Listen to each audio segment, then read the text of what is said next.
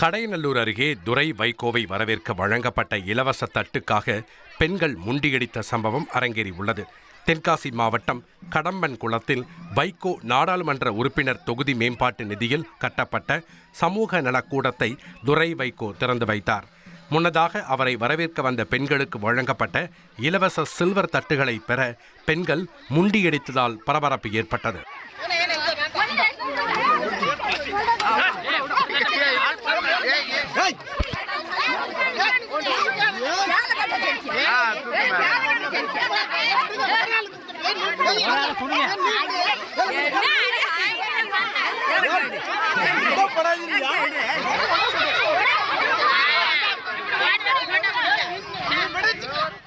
ஒரு கோடியே 25 லட்சம் மனங்களை வென்ற தந்தி டிவி யூடியூப் சேனல். தவிர்க்க முடியாத தம்ப்நெயில்ஸ், கலக்கலான கான்டென்ட்ஸ். நீங்களும் இந்த குடும்பத்தில் இணைய இப்பவே சப்ஸ்கிரைப் பண்ணுங்க. அசுரபலம் கொண்ட எங்கள் டிஜிட்டல் கரங்களில் உங்கள் விளம்பரங்களை சேர்க்க வாட்ஸ்அப் பண்ணுங்க 8939888378.